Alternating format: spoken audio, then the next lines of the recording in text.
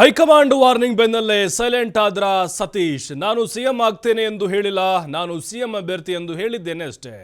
ನೋಡಿ, ಸತೀಶ್ ಜಾರಕಿಹೊಳಿ ಈಗ silent ಆಗ್ಬಿಟ್ರ high command warning ಬೆನ್ನಲ್ಲೇ. ಯಾಕಂದ್ರೆ 2028ಕ್ಕೆ ಆಲ್ರೆಡಿ ನಾನು ಕ್ಲೇಮ್ ಮಾಡಿದ್ದೇನೆ. ನೋಡಿ, ಆ ಹೇಳಿಕೆಗೂ ಈಗ ಬರ್ತಿರುವಂಥ ಹೇಳಿಕೆಗೂ ಬಹಳ ವ್ಯತ್ಯಾಸ ಇದೆ. ನಾನು ಸಿಎಂ ಆಗ್ತೇನೆ ಅಂತ ಎಲ್ಲೂ ಹೇಳಿಲ್ಲ, ಸಿಎಂ ಅಭ್ಯರ್ಥಿ ಅಂತ ಹೇಳಿದ್ದೇನೆ ಅಷ್ಟೇ. ಸಿಎಂ ಮಾಡೋದು ಬಿಡೋದು ಹೈಕಮಾಂಡ್ನ ಜವಾಬ್ದಾರಿ. ಡಿಕೆಶಿ ಹಾಗೂ ನನ್ನ ನಡುವೆ ಯಾವುದೇ ಮುನಿಸಿಲ್ಲ. ರಾಜ್ಯಾಧ್ಯಕ್ಷ ಬದಲಾವಣೆ ವಿಚಾರ ಹೈಕಮಾಂಡ್ಗೆ ಕೇಳಬೇಕು. ನೋಡಿ, ಹೈಕಮಾಂಡ್ ಎಚ್ಚರಿಕೆ ಕೊಟ್ಟ ಬೆನ್ನಲ್ಲೇ ಹೇಳಿಕೆಗಳು, ವರಸೆಗಳು ಹೇಗೆ ಬದಲಾಗ್ತಾ ಇದೆ ಅಂತ. ರಾಜ್ಯಾಧ್ಯಕ್ಷ ಬದಲಾವಣೆ ಮಾಡುವಷ್ಟು ಶಕ್ತಿ ನಮ್ಮ ಬಳಿ ಇಲ್ಲ. ಈ ಬಗ್ಗೆ ಚರ್ಚೆ ಅನವಶ್ಯಕ ಅಂತ ಹೇಳಿ ಸಚಿವ ಸತೀಶ್ ಜಾರಕಿಹೊಳಿ ಹೇಳಿದ್ದಾರೆ.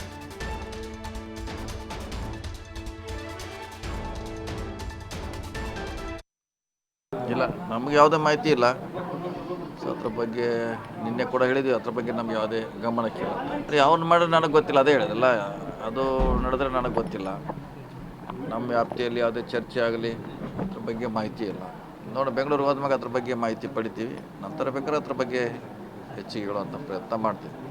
ಅಧಿಕಾರ ತರ್ತೀವಿ, ಕ್ಲೇಮ್ ಮಾಡ್ತೀವಿ ಅಂತ ಹೇಳಿದ್ರೆ ಈಗೇನು ನಮ್ಮ ಸ್ಟ್ಯಾಂಡ್ನಲ್ಲಿ ಏನು ಬದಲಾವಣೆ ಇಲ್ಲ. ಅಧಿಕಾರ ತರೋದು ಎಲ್ಲರ ಜವಾಬ್ದಾರಿ, CM ಕ್ಲೇಮ್ ಮಾಡೋದು ಎಲ್ಲರ ಜವಾಬ್ದಾರಿ. ನಾವು ಕ್ಲೇಮ್ ಮಾಡ್ತೀವಿ ಅಂತೇಳಿ ಅಭ್ಯರ್ಥಿ ಅಂತ ಹೇಳಿದ್ವಿ, CM ಆಗ್ತೀವಿ ಅಂತೇಳಿಲ್ಲ. ಎಲ್ಲರ ಜೊತೆ ನಾವು ಕೂಡ ಕ್ಲೇಮ್ ಮಾಡ್ತೀವಿ ಅಂತ ಹೇಳಿದ್ವಿ ಅಷ್ಟೇ. ಅದನ್ನು ಮಾಡುವಂಥ ಬಿಡುವಂಥದ್ದು ಅದು ಹೈಕಮಾಂಡಿಗೆ ಬಿಟ್ಟಂಥ ವಿಚಾರ. ಸರ್ಕಾರವನ್ನು ತರಲಿಕ್ಕೆ ಎಲ್ಲರದ್ದು ಪಾತ್ರ ಇದ್ದೇ ಇದೆ. ಅದ್ರಲ್ಲಿ ನಾನು ಕೂಡ ಒಬ್ಬ ಭಾಗಿದಾರಿ, ಪಾಲ್ದಾರ ಅಷ್ಟೇ. ಯಾವ ಮುನಿಸಿಲ್ಲ, ಏನು ಮೊನ್ನೆ ಎಲ್ಲ ಕೂಡಿ ಒಟ್ಟಿಗೆ ಕಾರ್ಯಕ್ರಮ ಮಾಡಿರಲ್ಲ. ಬೆಳಗಾವಿದಾಗ ಎಲ್ಲರೂ ಕೂಡಿ ಮಾಡಿ ಅತ್ಯಂತ ಯಶಸ್ವಿ ಮಾಡಿದ್ವಿ, ಎಲ್ಲ ಕೂಡಿ ಮಾಡಿದ್ವಿ. ಸೊ ಮುನಿಸ್ ಅನ್ನೋದು ಪ್ರಶ್ನೆ ಬರೋದಿಲ್ಲ. ಎಲ್ಲ ಒಗ್ಗಟ್ಟಾಗಿದ್ದೀವಿ, ಪಕ್ಷ ಒಂದೇ ಕಡೆ ಇದೆ.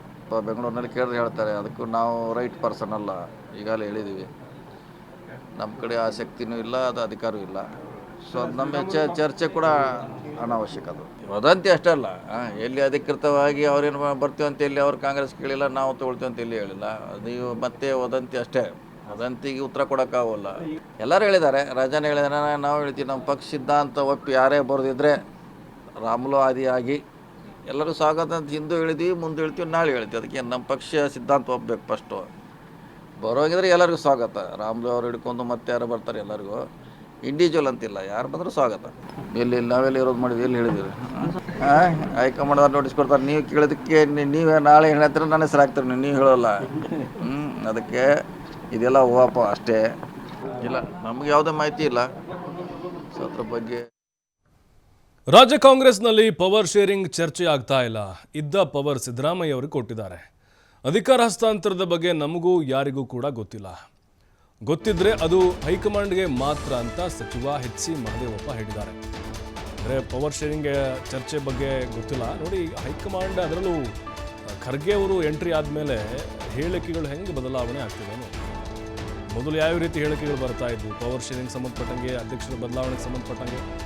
ಆದರೆ ಈಗ ಎಲ್ಲ ಹೈಕಮಾಂಡ್ ಕಡೆನೇ ಮಾತಾಡ್ತಾ ಇದ್ದಾರೆ. ಮಹದೇವಪ್ಪನವ್ರು ಹಾಗೆ ಹೇಳಿದ್ದಾರೆ, ಎಲ್ಲ ಹೈಕಮಾಂಡ್ಗೆ ಗೊತ್ತು ಅಂತ. ಸದ್ಯ CM ಇದ್ದಾರೆ, ಅವರು ಕೆಲಸ ಮಾಡ್ತಾ ಇದ್ದಾರೆ, 5 ವರ್ಷ ಮುಂದುವರಿಸ್ತಾರೆ ಎಂದು ಸ್ಪಷ್ಟನೆ ಕೊಟ್ಟಿದ್ದಾರೆ ಸಚಿವ.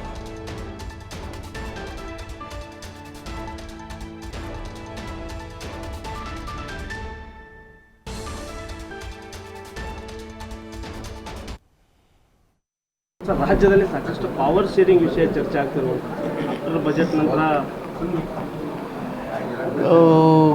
ಪಕ್ಷದ ಒಳಗಡೆ ಅಥವಾ ಬೇರೆ ಕಡೆ ಪವರ್ ಶೇರಿಂಗ್ ಏನು ಚರ್ಚೆ ಆಗ್ತಾ ಇಲ್ಲ. ಪವರು ಇತ್ತು, ಅದು ಪವರ್ನ ಸಿದ್ದರಾಮಯ್ಯವರು ಕೊಟ್ಟಿದ್ದಾರೆ, ಮುಖ್ಯಮಂತ್ರಿ ಆಗಿದ್ದಾರೆ. ಅವರು ಮುಖ್ಯಮಂತ್ರಿಯಾಗಿ ಕೆಲಸ ಮಾಡ್ತಾ ಇದ್ದಾರೆ. ಸರ್, 2.5 ವರ್ಷ ಆದ ನಂತರ ಅಧಿಕಾರ ಹಸ್ತಾಂತರ ಆಗಬೇಕು ಅಂದರೆ ಒಪ್ಪಂದ ಆಗಿದೆ ಅನ್ನೋ ಮಾತು. ಅದು ನಮ್ಗೆ ಯಾರಿಗೂ ಗೊತ್ತಿಲ್ಲದೇ ಇರೋ ವಿಷಯ. ಈ ವಿಷಯ ಎಲ್ಲ ಗೊತ್ತಿದ್ರೆ ಹೈಕಮಾಂಡು. ಅಂದರೆ ನಿಮ್ಗೆ ಯಾರಿಗೂ ಗೊತ್ತಿಲ್ಲ ಸರ್. CM ಬದಲಾವಣೆ ಆಗಲ್ಲ, 5 ವರ್ಷ ಇವರೇ ಮುಂದುವರಿ. CM ಇದ್ದಾರಲ್ವಾ, ಇವರೇ ಮುಂದುವರಿ. CM ಇದ್ದಾರಲ್ಲ, ಇದ್ದಾರೆ ಸರ್. CM ಇದ್ದಾರೆ, ಅವ್ರು ಕೆಲಸ ಮಾಡ್ತಾ ಇದ್ದಾರೆ. ಉಳಿದ ಪ್ರಶ್ನೆ ಅನಗತ್ಯ. ಸರ್, ರಾಜ್ಯದಲ್ಲಿ ಸಾಕಷ್ಟು ಪವರ್ ಶೇರಿಂಗ್ ವಿಷಯ ಚರ್ಚೆ ಆಗ್ತಿರುವಂಥದ್ದು. ಬಜೆಟ್ ನಂತರ ಪಕ್ಷದ ಒಳಗಡೆ ಅಥವಾ ಬೇರೆ ಕಡೆ ಪವರ್ ಶೇರಿಂಗ್ ಏನು ಚರ್ಚೆ ಆಗ್ತಾ ಇಲ್ಲ. ಪವರು ಇತ್ತು, ಅದು ಪವರ್ನ ಸಿದ್ದರಾಮಯ್ಯವ್ರು ಕೊಟ್ಟಿದ್ದಾರೆ, ಮುಖ್ಯಮಂತ್ರಿ ಆಗಿದ್ದಾರೆ. ಅವರು ಮುಖ್ಯಮಂತ್ರಿಯಾಗಿ ಕೆಲಸ ಮಾಡ್ತಾಯಿದ್ದಾರೆ. ಸರ್ 2.5 ವರ್ಷ